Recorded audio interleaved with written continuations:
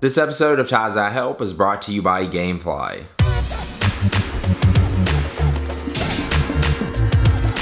What's up guys, I've been on vacation for the last week in the Florida Keys, and while I was gone, Samsung announced the Galaxy S5, so in this video I wanted to talk about the Galaxy S5 and give my thoughts on it. So first up, let's talk about what's new from the Galaxy S4 to the new Galaxy S5. First thing is it has a 5.1 inch screen rather than a 5 inch screen on the S4, so you get 0.1 of an inch more. I'm interested to see if that'll actually make much of a difference at all. Now as far as the processor inside, it's got the Qualcomm Snapdragon 801 blah blah blah blah blah blah blah, a bunch of numbers. It's also got 2 gigs of RAM and comes in 16 and 32 gigabyte models. And it has a 2800 milliamp hour battery compared to a 2600 milliamp hour battery in the S4. So as far as the processor and tech specs, the S5 really isn't that much better than the S4. It's just a small little upgrade, but I will get to that later. Flip it over to the back and you will find a new 16 megapixel camera, which has better and faster focus, as well as 4K recording, better HDR, and just a few other little features. Now they also added a new feature below the camera, and beside the flash you'll find 2 new sensors,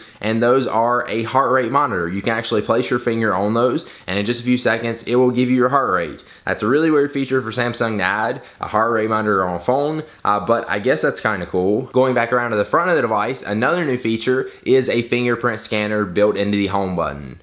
Wait a minute. I think I've seen that somewhere before. The way this fingerprint scanner works is you place your thumb on it and actually slide it down so it can actually get your whole fingerprint, rather like on the iPhone 5S where you just set your fingerprint down on it and then it scans it. You actually have to slide it down on it. Now as far as the design from the S4 to the S5, it hasn't changed too much really, aside from like the backing. The backing now has Samsung's leather or fake leather backings like you see on all their devices. It looks a little bit different than those, and it comes in 4 colors now: white, black, gold, and my favorite, blue. One of the cool things about the build of this phone though is it's resistant to things like water and dirt. Now that doesn't mean it's waterproof. You couldn't just like go put it in water and video and stuff like that, but if you spilt water on it, or maybe you dropped it quickly in the toilet, or got some dirt on it or something like that, it should clean up pretty easily and should continue working.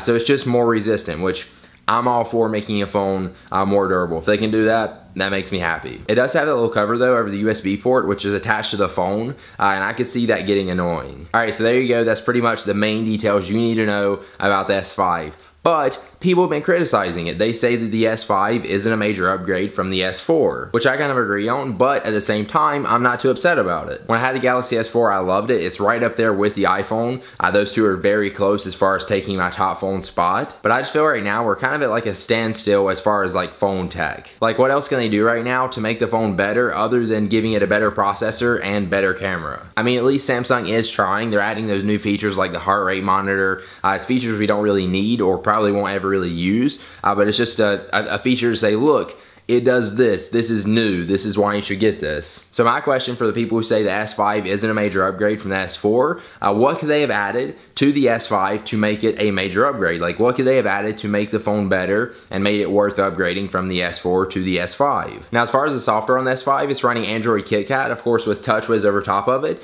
and it looks like they made a lot of changes and tweaks to TouchWiz on the S5, which I'm not sure how I feel about that. I told you guys before I like TouchWiz. It's not really that I like all the Samsung apps and features and all that crap. I really just like the like feel and look of TouchWiz. So hopefully with the S5 they don't mess that up for me and add all that extra Samsung crap and ruin it, and keep the same TouchWiz that I actually like, even though I know a lot of people out there don't really like it. One thing I've heard about the S5 from both Apple and Android fans, surprisingly, is that Samsung copied Apple with the S5 by putting the fingerprint scanner in the home button, and I kind of have to agree with you on that. But it does go both ways. Apple has copied Android and Samsung before, while Samsung has also copied Apple before. It happens all the time. But really, why do you care? Like, I don't see why this is a problem. I mean, straight copying somebody is one thing, but competition is good. That's going to make the phones better for all of us. I just don't understand why people think it has to be one or the other. Like if Samsung added a new feature to one of their phones that I really liked, I'm probably going to want it in my iPhone too, because why wouldn't I? I'm interested to see though how well the fingerprint scanner is going to work on the S5,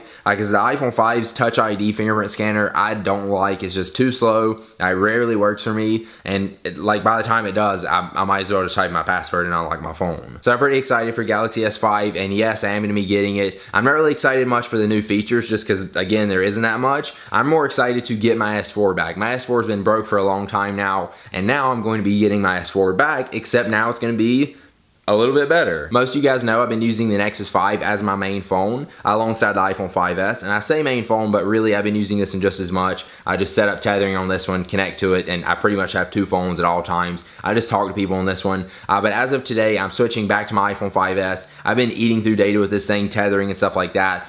Plus the S5's coming out, so I'm going to be selling the Nexus 5. It's pretty much in perfect condition. I got a couple cases for it, so if you're interested, I'm probably going to be selling it via Twitter, so hit me up at TimeOS. There's my link. So yeah, I'm going to sell my Nexus 5, start using the iPhone 5S, and as soon as the S5 comes out, holy crap, that's a lot of 5s and S's, I'm going to get the S5 and use it alongside my iPhone 5S. Alright, so there you go. There's my thoughts and first impressions on the Galaxy S5, obviously before I've got to use it and actually hold it in my hands, which I'm excited for that day to come soon. And yeah, if you enjoyed this video, go ahead and click the like button down below. Make sure you subscribe to my YouTube channel right there for more videos like this on all sorts of tech stuff. And before we get out of here, let's take one last look at our sponsor for this video, and I'll see you in the next one.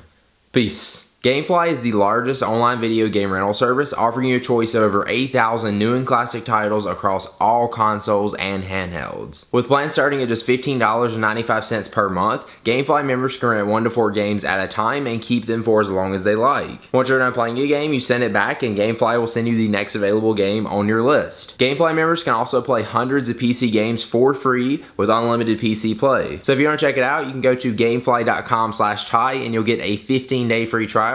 Again, that URL is gamefly.com/Ty.